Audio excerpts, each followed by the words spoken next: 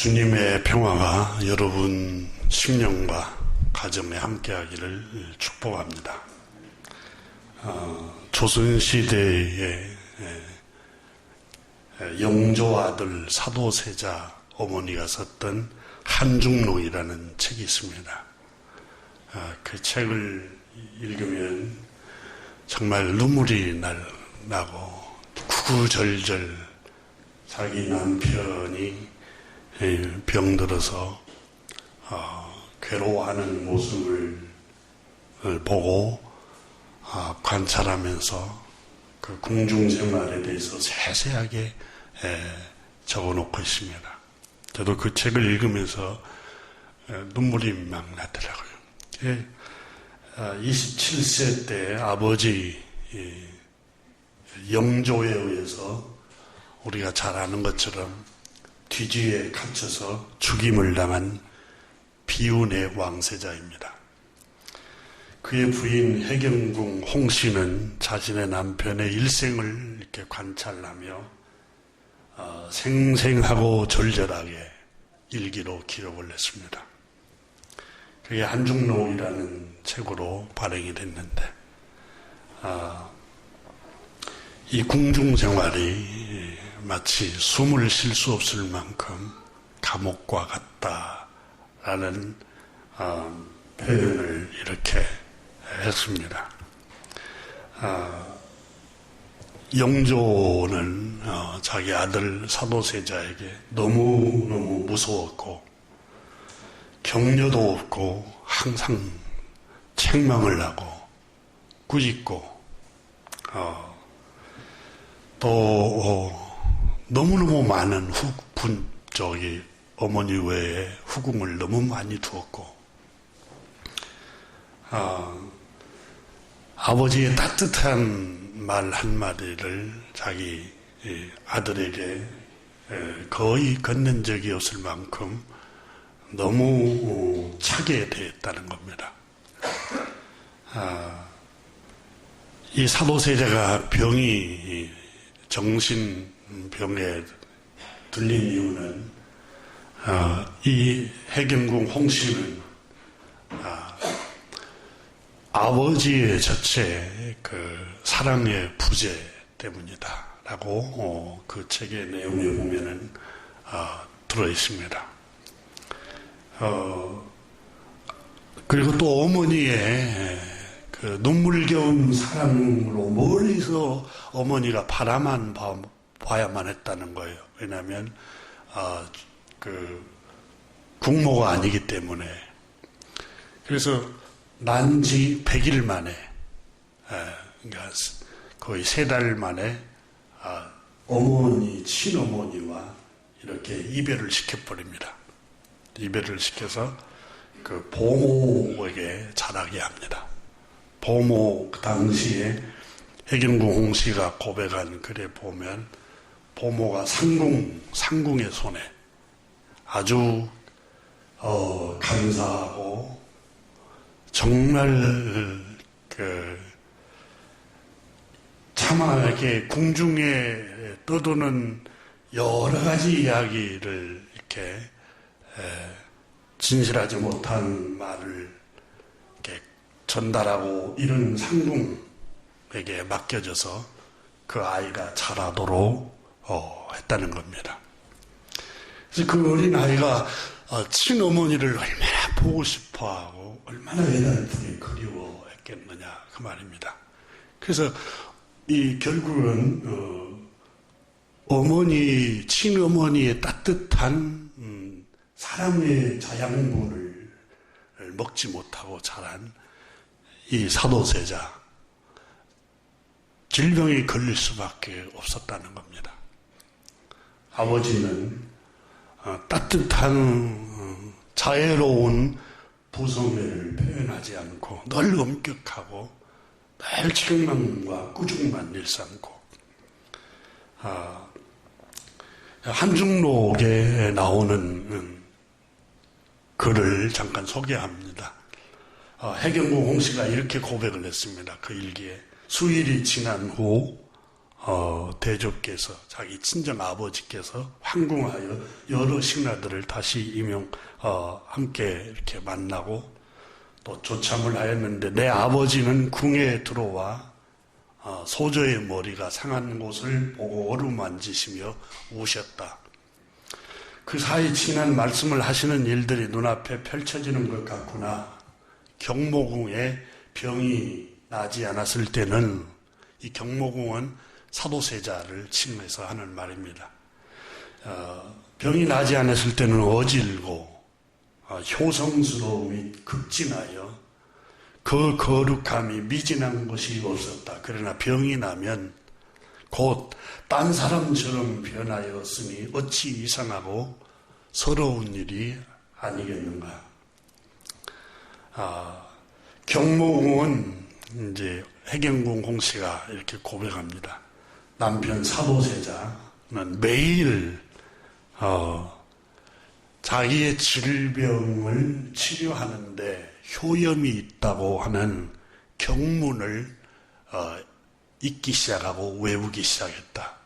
여러분 옛날에 기독교가 우리 한반도에 들어오기 전에 우리 선조들이 조선시대에 제사를 지내거나 또 가정에 우환이 끓으면은 경을 읽었잖아요. 경문을 막 읽고 그렇게 경을 읽으면 우환이 나가고 귀신이 나간다고 해서 경문을 읽고 잡서를 지나치게 이렇게 궁에서 또 듣고 보았다.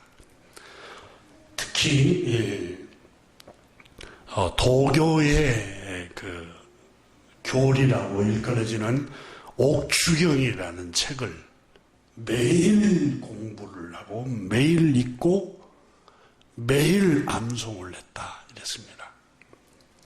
그러면 이 옥주경 때문에 사도세자 자기 남편 이 경모궁이 병이 더 점점 깊어지게 되었다 이렇게 적었습니다.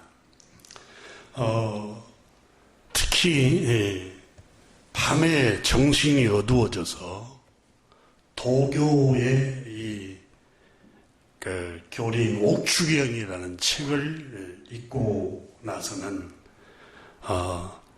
도교의 신이 보인다고 환상이 막 보인다고 말하며 무서워하였다. 그 뒤로 병이 깊이 드니 원통하고 서러울 뿐이다. 10세부터 병이 생겨 음식 잡수기와 행동하는 것이 다 예사롭지 않았다. 매일 옥주경을 읽은 후로는 아주 딴 사람이 된 듯 두려워하고 무서워 떨고 불안에 시달리는 것을 나는 보았다.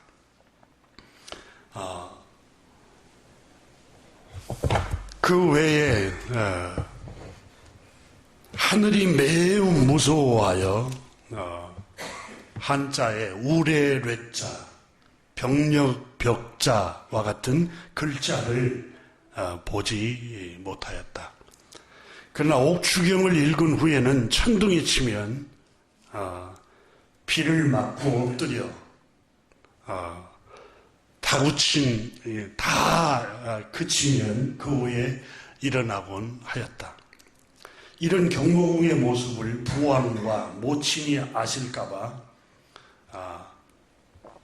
싶어 모든 일이 나도 두렵고 걱정스러웠다. 지금 그 일을 형용하지 못하겠다. 임신년 1752년 겨울에 그 병이 생겼으며 그 이듬해 53년 걸핏하면 잘 놀라고 가슴이 두근거리는 경계증을 앓다가 54년 또 그 이듬해 갑술년에는 그 병이 점점 심해져 고질병이 되었으니 그저 옥주경이라는 책이 원수다 이렇게 적었습니다.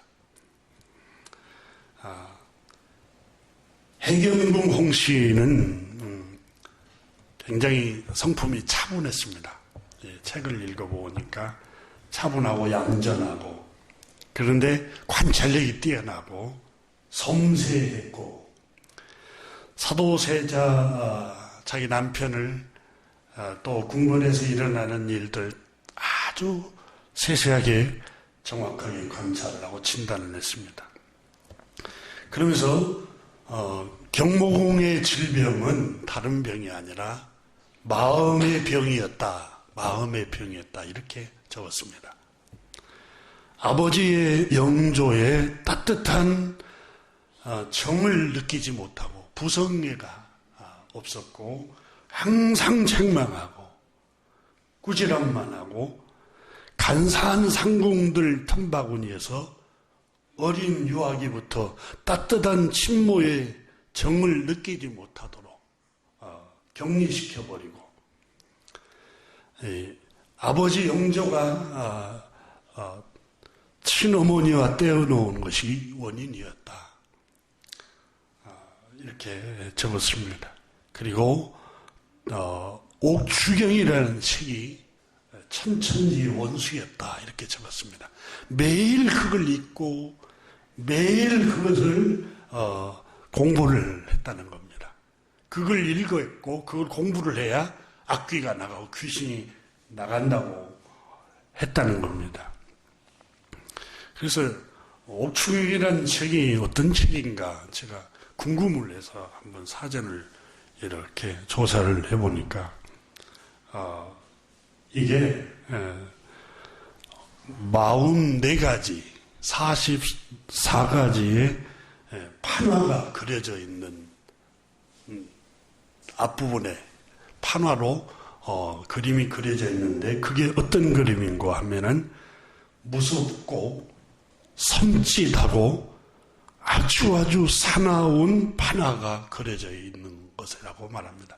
여러분 혹시 우리가 산에 가면 절에 들리면 막 입구에 그 양쪽에 그 이빨 내밀고 이렇게 막 있는 형상들을 있는 거 있잖아요.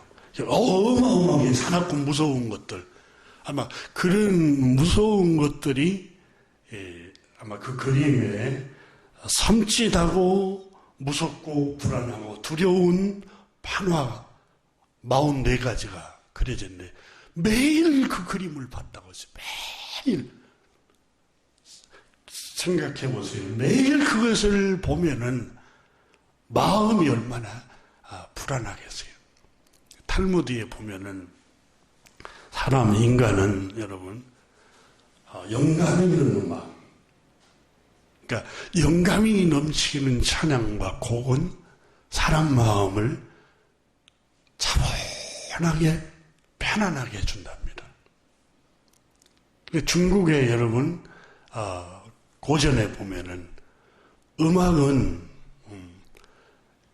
음란하게 또 만들기도 한다 그러세요. 음악은.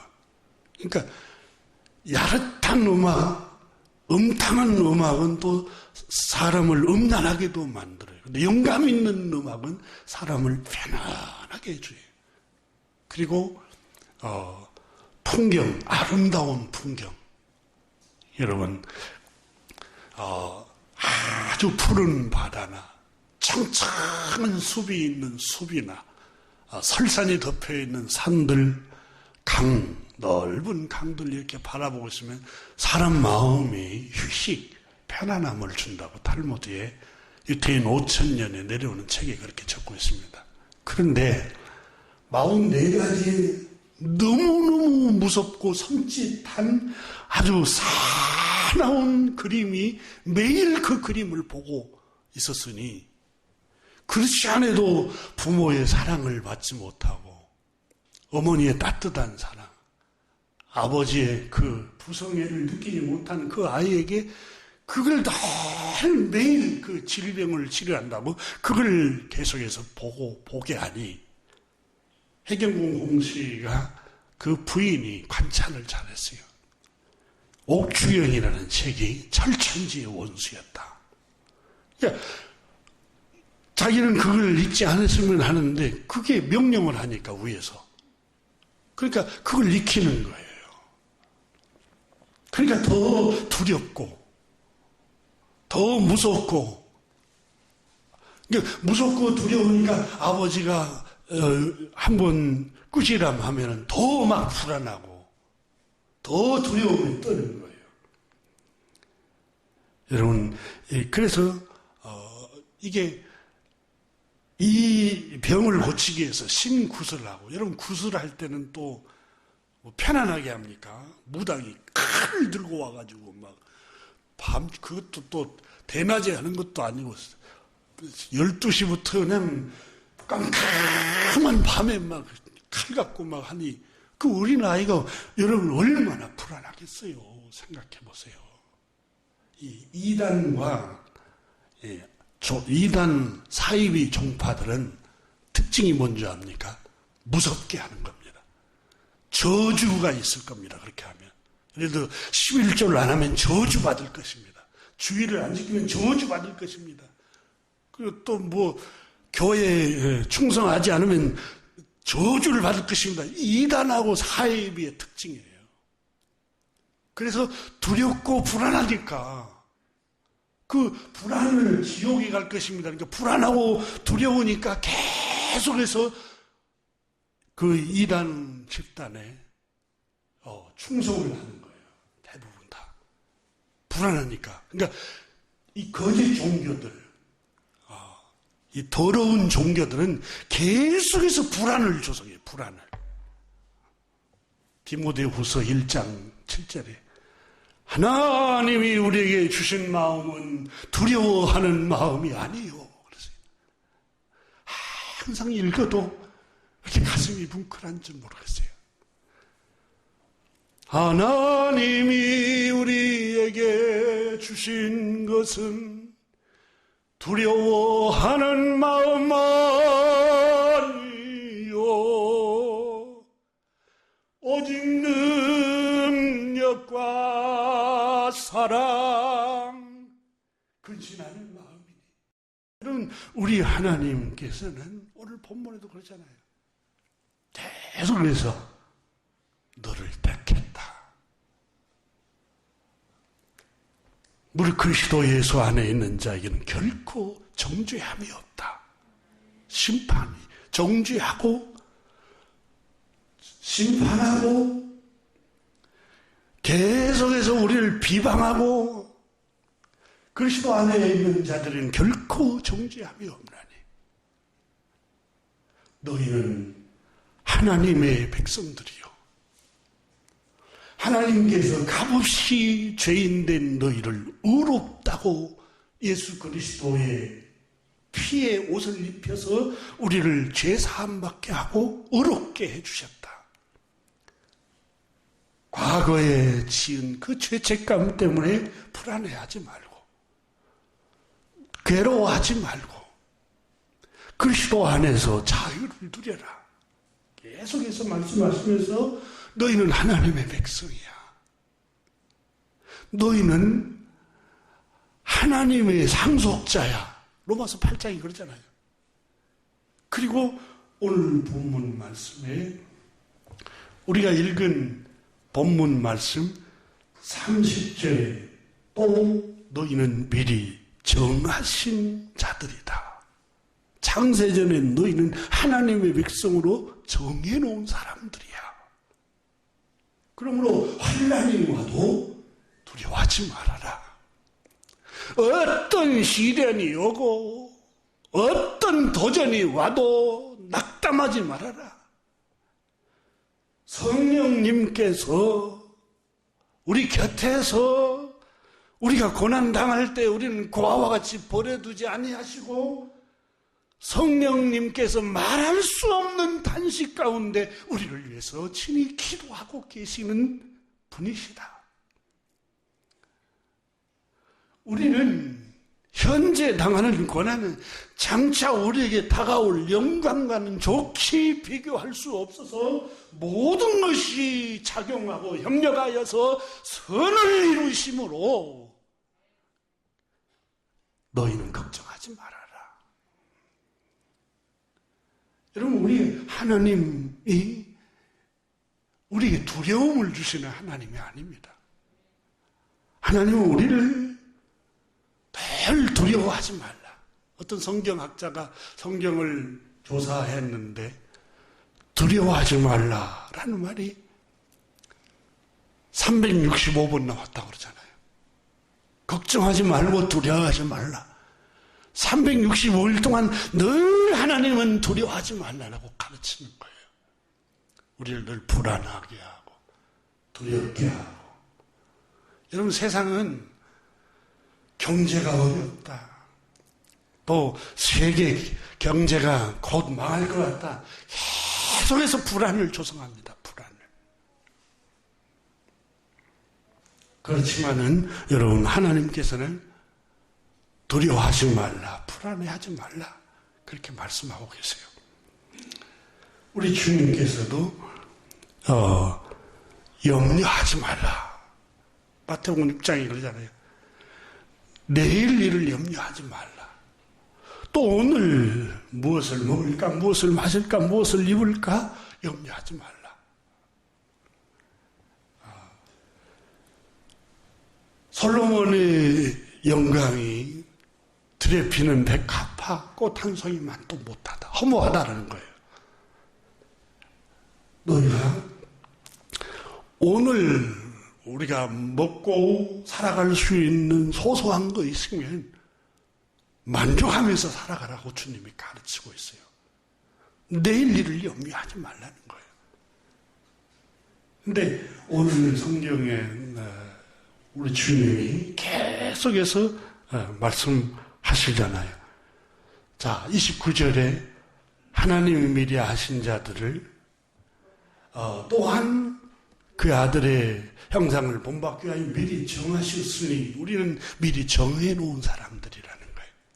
그런데 미리 정하신 그들을 30절에 또한 부르시고 예수 그리스도 안으로 불러내셨어요. 우리를. 성령으로 말미암지 않고는 누구든지 예수께로 나올 자가 없다고 그랬어요.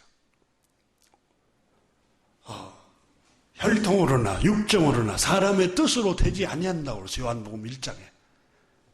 하나님이 은혜를 부어주셔야 되고 하나님이 선택해 주셔야 우리가 그리스도 안으로 불러냄을 입을 수 있어요.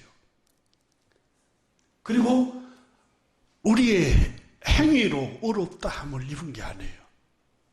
율법의 의로움이나 도덕적으로 윤리적으로 우리가 살았고 경건하게 살았기 때문에 여러분 우리가 의로워진 게 아니에요. 우리는 구제불능이에요.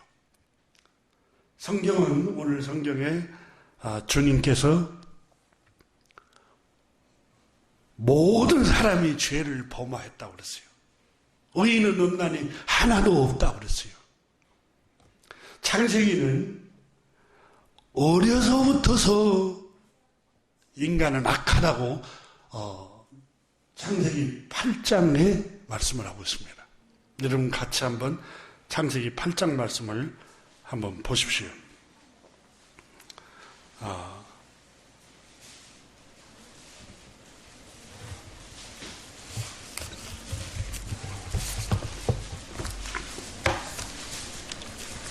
창세기가 우리에게 선포하는 말씀 가운데 인간은 모든 사람은 죄를 범하였으므로 하나님 앞에 의로워질 수가 없습니다. 그래서 하나님께서는 우리를 의롭게 하시기 위해서 구세주를 보내주신 거예요. 21절 보세요. 8장 함께 21절 한번 읽어볼까요? 여호와께서 그 향기를 받으시고 그 중심에 이르시되 내가 다시는 사람으로 말미암아 땅을 저주하지 아니하리니 이는 사람의 마음이 계획하는 바가 어려서부터 악함이라. 아담이 범죄한 후에 인간은 어려서부터 악한 마음을 갖고 있는 거예요. 모든 해 아래에 있는 모든 사람은 어려서부터 그걸 성경에 원죄라고 말합니다. 원죄. 유전죄라고 말하고 있습니다. 그래서 어려워질 수가 없어요. 인간의 도덕적으로 윤리, 도를 닦고 수양을 하고 무슨 종교 여러 열심히 우리가 철야 기도를 하고 새벽 기도를 하고 40일 금식 기도를 하고 100일 기도를 해도 우리는 거룩해질 수가 없어요. 본성 자체가 타락해 있어요. 스스로 어려워질 수가 없기 때문에 하나님께서 인간이 타락한 이후에 죄와 저주와 사망이 왕노릇함을 알고 우리를 구원하시기 위해서 구세주를 보내주신 거예요. 우리를 어렵게 하시기 위해서. 그분이 바로 하나님의 아들 우리 주 예수 그리스도이십니다.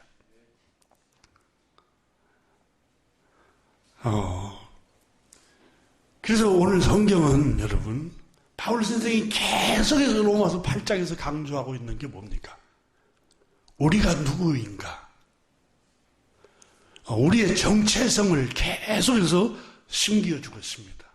너희는 하나님의 자녀들이야. 너희는 하나님의 상속자들이야. 너희 의로, 너희 행위로는 떳떳하지 못하고 어려워질 수가 없지만 구제불능이지만 사랑의 하나님께서 너를 대신해서 구세주를 보내주신 거야. 안심해도 돼. 고난이 와도 낙담하지 마. 너의 모든 죄를 대속하기 위해서 그리스도를 보내주시고 오늘 32절에도 자기 아들을 아끼지 아니하고 우리 모든 사람을 위하여 십자가에 내어주신 그분이 어찌 그 아들과 함께 모든 것을 우리에게 주시지 아니하겠느냐? 아들도 아낌없이 주셨는데 우리가 의로워서 주신 게 아니에요. 우리가 경건해서 주신 게 아니에요. 우리가 구제를 많이 하고 선한 일을 많이 해서 구세주를 우리에게 보내준 게 아니에요. 우리는 구제불능이에요. 어려서부터 악하서 스스로 어려워질 수 없음을 아시고 불쌍히 여기셔서 그 아들을 보내셔서 우리의 죄를 속량해 주셨어요. 그 크신 하나님께서 그 아들도 내어줬는데 너희가 당하는 고난 하나님이 안 돌보겠어? 너희를 반드시 지키고 돌볼 거야. 너희가 당하는 그 고난은 장차 모든 것이 협력해서 복을 가져올 거야. 걱정하지 마. 두려워하지 마. 염려하지 마. 불안해하지 말라고 하나님이 너와 함께 계셔. 계속해서 말씀을 하고 계십니다. 여러분, 이게 성경 말씀이에요. 다 우리를 안심하게 하고 우리를 늘 확신을 주고 믿음을 주고 우리를 굳게 세우는 게 하나님의 말씀이에요. 그래서 이 긍정적인 책, 믿음의 책을 매일매일 바라보면 불안이 떠나갑니다. 우울함이 떠나갑니다. 근심이 떠나갑니다. 염려가 떠나갑니다. 어떤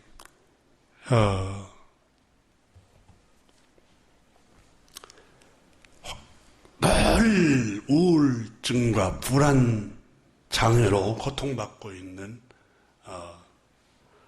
한 의사 선생님이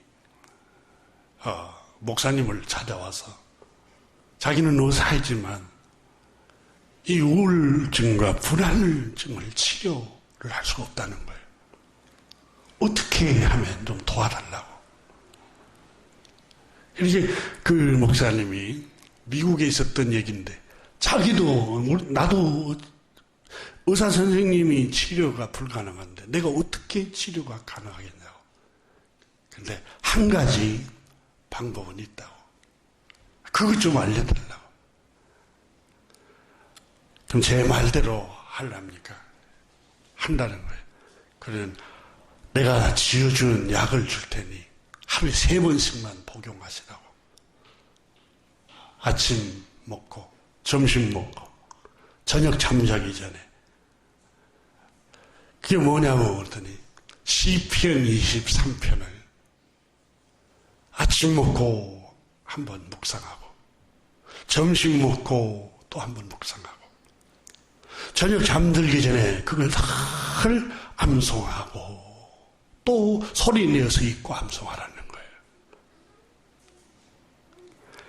이분이 한 달, 두 달을 지나도 치료가 안 되는데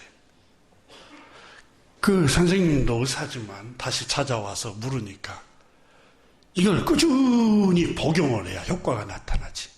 했다 안 했다, 했다 안 했다. 그러면 효과가 나타납니까?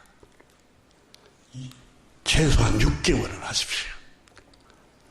6개월을 했더니 치료가 됐다라고 간증을 하는 글을 읽었습니다.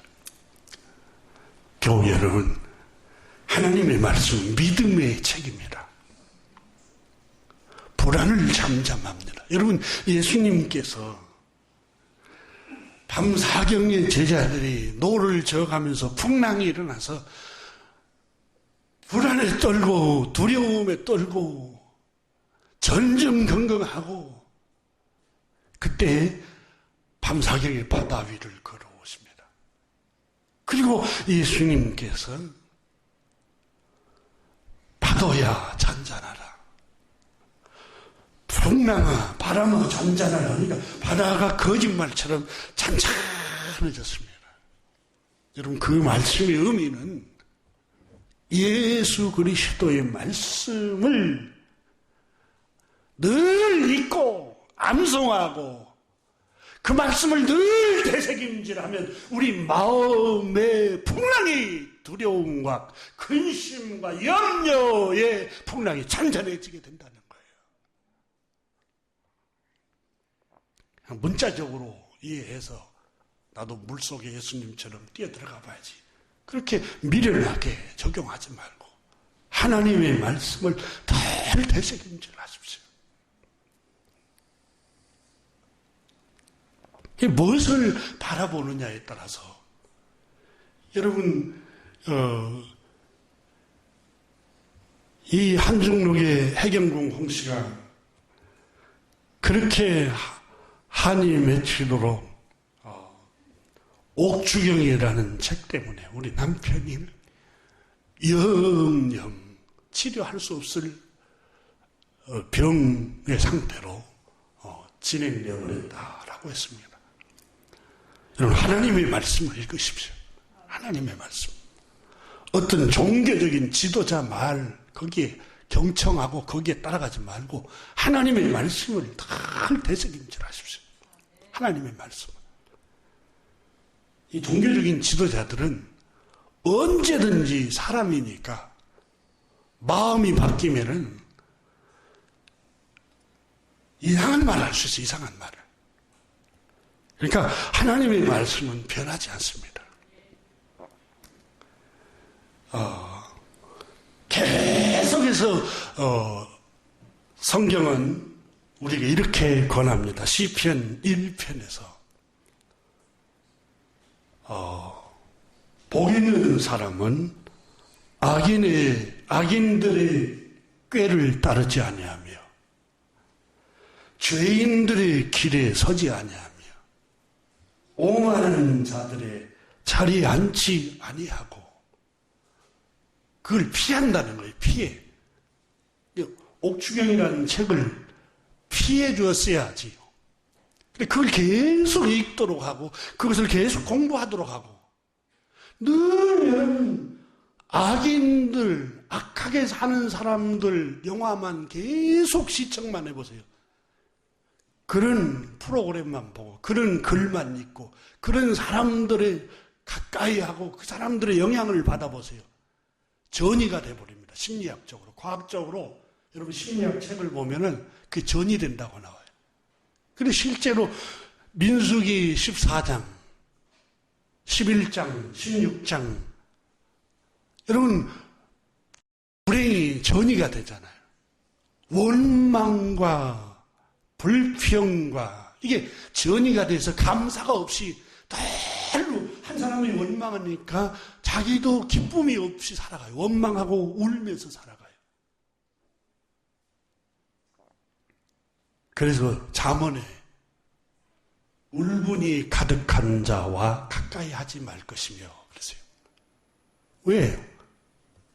그 전이가 돼버려요. 자기도 기쁨이 사라지는 거예요. 기쁨이. 행복한 사람들은 악인들의 방법을 따르지 않습니다. 죄인들의 길에 서지 않습니다. 오만한 자의 자리에 앉지 않습니다. 그리고 오히려 오직 여호와의 율법을 즐거워하여, 여호와의 율법이 뭡니까? 하나님의 말씀이에요. 여러분 하나님 말씀 읽어보지만 하나님의 말씀이 창세기 1장에 태초에 하나님이 천지를 창조하셨습니다. 빛이 있으라 하매 빛이 있었고 또 흑암과 혼돈과 공허함이 하나님이 말씀하시니 물러갔어요. 그 하나님이 말씀하시니 세상이 창조돼요. 어둠이 물러가요. 하나님의 말씀을 읽다 보면 여러분 아브라함이 복을 받는 얘기가 나와요. 그 이삭이 40살까지 결혼을 못하고 있다가도 40살에 또 기적적으로 결혼을 해요. 야곱이 빈손으로 도망갔는데 노예처럼 일을 했는데도 불구하고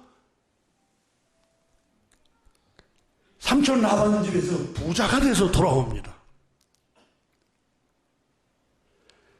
창세기 30장에 보면은 삼촌 라반이 10번이나 품삯을 속이는데 삼촌 라반의 양을 칠 때에 얼룩무늬가 있는 양을 새끼를 낳으면 다 너의 재산으로 주겠다.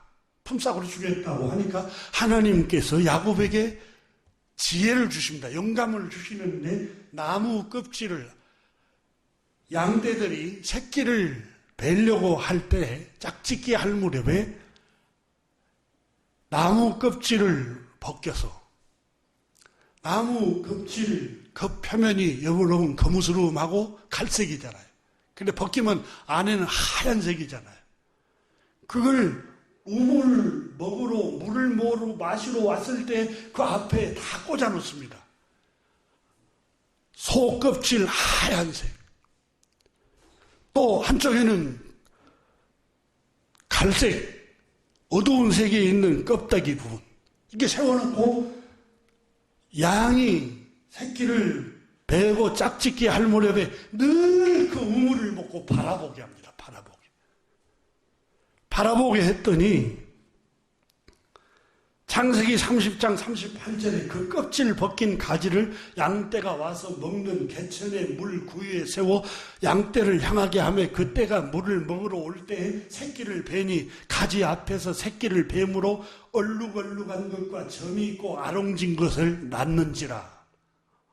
창세기 30장에는 여러분 바라본 대로 짐승도 동물도 늘 바라보고 상상하고 늘 보는 대로 마음이 바뀌고 생각이 바뀌는 거예요. 사람도 마찬가지. 사람도.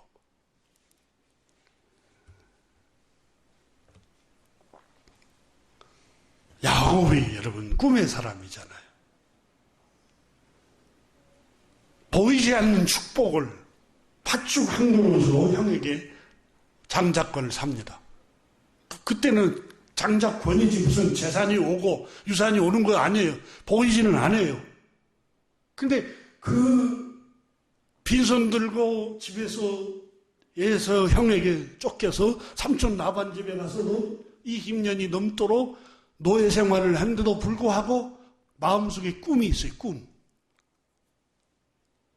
그 꿈이 있는데 그래서 빈손으로 왔다가 큰 부자가 돼서 두 떼를 이루어서 고향으로 돌아오는데 여러분이 야곱이 늘 자기 자녀들에게 어떻게 교육을 시켰어요? 꿈을 얘기했겠죠. 그래서 그 아들 중에 한 아들 요셉이 꿈을 꾸잖아요. 아버지는 아무것도 없이 무일푼으로 형님에게 쫓겨서 도망 다녔지만 꿈을 내가 마음속에 품은 그 비전 꿈이 있었단다. 이 꿈이 늘 나는 바라보고 살았더니 하나님이 이 꿈대로 인도하셨단다. 꿈을 꿔라. 그 요셉에게는 다 긍정적인 일. 여러분 성경이 이런 책입니다. 물론 성경은 우리를 구원으로 인도하는 책입니다. 동시에 우리의 생명을 우리가 육체를 갖고 있는 살아가는 동안에도 우리를 믿음의 세계로 행복의 세계로 형통하는 세계로 긍정적이고 평안의 세계로 인도하는 책입니다. 어떤 고난이 있어도 그 고난을 극복하고 참고 견뎌내면은 하나님께서 이런 복을 가져다 주십니다. 하고 여러분 노예 430년 동안 노예 생활에 있었던 히브리 민족이 불가능했던 그 환경에서 해방을 받아서 땅이 한 평도 없는 그 가난한 백성들이 저 적과 꿀이는 가나안 땅을 이렇게 차지해버리고 국가를 형성했던 그 기적을 일으켰다. 40년간 저 위험한 광야, 사막에서 살 수 없는, 생존할 수 없는 그 땅에서도 하나님이 인도하시니까 거기서도 능히 안전하게 살아갔다. 성경은 여러분 믿음의 책이에요. 믿음의 책. 이와 같은 생명책을 늘 주야로 묵상을 할 때 우리의 마음에 근심이 떠나고 불안이 떠나고 염려가 떠나고 확신이 생기고 꿈이 생겨서 여러분 어떤 시련이 와도 오뚜기처럼 다시 일어나고 확신과 믿음을 가지고 오늘을 살 수 있는 거예요.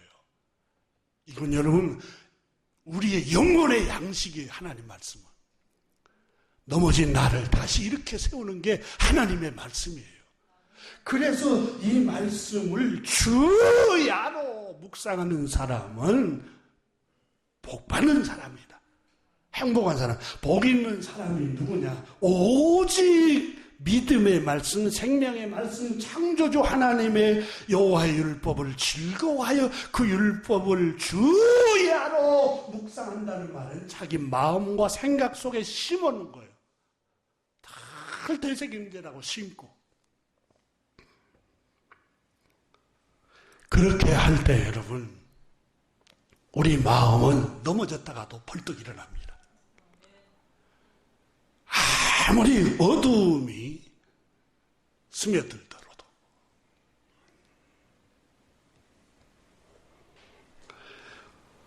찬송가도 그렇잖아요. 불안이 우리 마음에 스며들어도 주 안에 살자. 주 말씀 안에 살자. 아무리 어두움에 불안과 두려움이 근심이 우리 마음에 연기처럼 스며들어도 주 안에서 살자. 말씀 안에서 살자. 그 말씀 안에서 되새김질하고 살면 그것들은 능히 정복할 수가 있습니다. 오늘 본문은 30절에 우리가 누구입니까? 바울 선생은 예수 그리스도를 구주로 믿는 우리는 창세전에 미리 하나님 자녀로 정해놓은 사람들입니다. 끄떡이 없습니다. 우리는 하나님이 정해놓은 사람입니다. 그러므로 흔들리지 마십시오. 계속해서 말씀하시는 거예요. 사단은 늘 두렵게 합니다. 불안하게 합니다. 늘 근심하게 하고. 왜요? 고린도서에 여러분 세상 근심은 사망에 이른다. 너무 근심하고 너무 불안해하고 너무 걱정에 휩싸이면 여러분 암이 생긴다고 그러잖아요. 면역력이 약화돼가지고. 그래 이게 사단이 늘 염려하게 불안하게 하고. 여러분, 우리가 염려한다고 주님께서 안 될 것을 염려한다고 키를 한 자나 더 키울 수 있겠느냐? 염려한다고 안 돼요. 우리가 여러분, 우리 힘으로 안 되는 것들은 기도하면서 받아들이면서 하나님의 때를 기다려야 돼요. 그런데 욕심이 많으면 내 성질대로 다 바꿔버리려고 해요. 그 안 되면 스스로 병이 나요. 그러지 말고 그럴 때는 하나님 앞에 기도하면서 성경의 찬송가의 복음성에 그러잖아요. 마음에 분노 가득 찰 때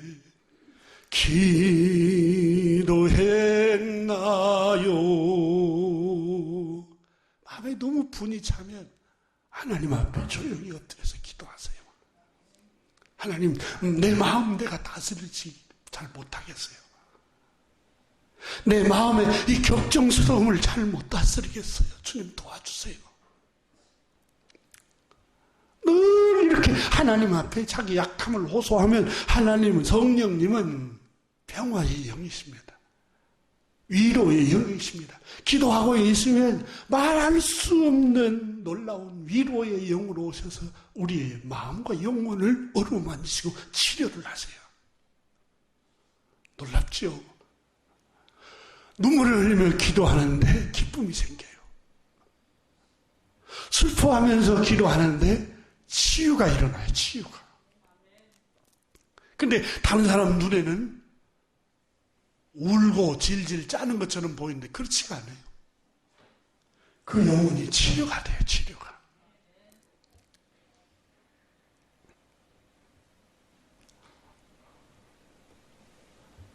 그래서 오늘 성경 말씀은 우리에게 늘 강조하고 있는 게 너희는 하나님의 상속자야. 하나님의 자녀들이야. 너희는 정죄함이 없어. 성령님이 너희 곁에 계셔. 너희는 하나님이 함께 하시고 하나님께서 창세전에 미리 정하신 사람들이야. 그의 아들도 아낌없이 너를 위해서 내어주신 분이 너를 돌보지 않겠어? 걱정하지 마. 하나님이 예수 그리스도의 그 피로 우리를 의롭다 하셨는데 누가 우리를 정죄한단 말이야. 누가 우리를 고발한단 말이야. 어둠의 영이 자꾸 우리를 고발하고 우리를 약단시키고 우리를 자포자기하게 하는 거야. 하나님의 말씀을 되새김질해 하고 오늘 본문에서 계속해서 말씀하고 있습니다. 교우 여러분, 우리를 두렵게 하고 불안하게 하고 늘 부정적으로 우리를 말을 해서 하는 사람들을 가까이 하지 않아야 됩니다. 조금 전에 소개했던 잠언 22장 24절에 노를 품는 자와 사귀지 말며 동행하지 말며 울분한 자와 동행하지 말지니. 왜 그렇습니까? 25절에 잠언 22장 25절에 그의 행위를 본받아 내 영혼을 올무에 빠뜨릴까 두려움이니라. 여러분, 덫을 올무라고 합니다. 동물을 잡을 때 덫을 놓으면 죽습니다. 영혼이 올무에 빠진다는 것. 덫에 걸리는, 영혼이 죽는다는 것. 영혼이, 우리의 심령이 늘 근심하고 불안해하고 두려워하고 늘 부정적이고 아버지 원망하고 어머니 원망하고 형님 원망하고 동생 원망하고 남편 원망하고 가족, 자식들 원망하고 늘 부정적이게 된다는 거예요. 그래서 성경은 범사에 감사하라. 모든 일에 감사할 때 더 감사한 일이 생기는 거예요. 여러분, 그 주님께서 너희 것 중에 있는 것 중에 서로 얼마냐 그걸 나누라. 보리떡 5개와 물고기 2마리 떼서 주니까 5,000명도 먹고 남잖아요. 그런 기적이 여기에서 일어나기 위해서 우리가 보리떡 떡을 닦아서 우리 기도합시다. 그래서 이게 기적이 일어나도록 이렇게 문자적으로 적용하면 안 돼요. 하나님은 물론 그런 능력도 갖고 계세요. 전능하시니까. 그러나 여러분, 우리가 조그마한 감사한 일이 있으면 그 감사한 일을 갖고 늘 더 감사하면은 그 감사가 더 5천 명이 더 전이 되도록 감사가 퍼지는 거예요. 기쁨이 퍼지고. 바울 선생은 계속해서 오늘 본문에 우리에게 말씀을 하고 있습니다. 부르신 그들을 영화롭게 하셨다. 30절에 그랬는데 31절 말씀을 같이 한번 읽어봅니다. 시작. 그런즉 만일 하나님이 우리를 위하시면 누가 우리를 대적하리요? 하나님이 우리를 의롭다고 칭해 주셨어요. 예수 그리스도를 통해서. 근데 자꾸 마음속에 너 과거에 그런 죄를 졌잖아. 너 자격 없어. 너 그렇게 부도덕한 일을 했잖아. 계속해서 내 영혼을 정죄합니다. 너 형편없는 존재잖아. 너가 선행한 게 있어? 이렇게 늘 우리 마음속에 정죄를 해요. 그래, 내가 자녀도 제대로 키우지 못하고 또 뒷바라지도 제대로 못하고 또 가정도 잘 못 돌보고 남편 뒷바라지도 못하고 과거에 이런 것들로 인해서 자꾸 정죄를 합니다. 자기 안에서. 근데 하나님께서 8장 1절에 그러므로 이제 그리스도 예수 안에 있는 자에는 결코 정죄함이 없나니 예수님의 그 피로 우리가 죄인인 줄 알면서 우리를 의롭다고 칭해 주신 거예요. 거저 주신 은혜로. 그래서 사도 요한은 요한일서에 너희 중에 누가 범죄한 자가 있느냐? 우리 앞에는 대제사장 예수 그리스도가 계시나니. 만일 우리가 죄를 범했으면 우리가 그리스도 앞에 죄를 고백하면 그는 미쁘시고 신실하시고 의로우사 우리의 죄를 사하시며 모든 불의에서 우리를 깨끗게 하시느니라. 그러므로 하나님이 우리를 의롭다고 하셨는데 누가 우리를 정죄하리요? 내 안에 자꾸 정죄할 때마다 사탄아 물러가라. 나는 그리스도의 피로 그리스도께서 그저 주신 은혜로 용서함 받았어. 이제부터 깨끗한 삶을 살면 돼. 여러분, 오늘부터 새로운 삶을 살면 됩니다. 어제 넘어졌어도 오늘 다시 일어서서 그리스도를 따르면 됩니다. 그리고 하나님이 우리를 의롭다 하시는데 왜 우리가 정죄합니까? 여러분, 우리가 얼마나 어렵길래 이웃을 정죄합니까? 얼마나 도덕적이길래 이웃을 멸시합니까? 정죄하지 말라는 겁니다. 그리고 32절에 봅니다.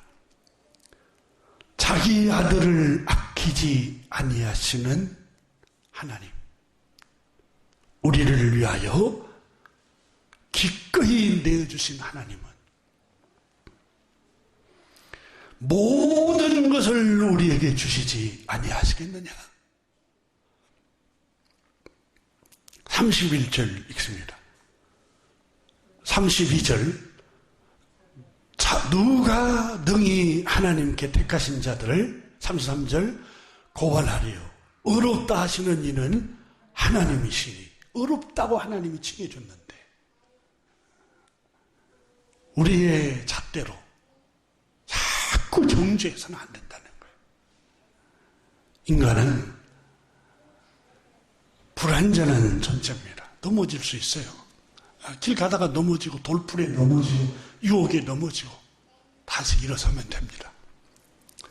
오늘 성경에 하나님께서 말씀합니다. 능히 누가 하나님께서 택하신 자들을 고발하리요? 고발할 수 없어요. 아무도. 하나님이 우리 편입니다. 그 사랑의 하나님이 그 아들을 구세주로 우리 곁에 보내주셨어요. 기도하겠습니다.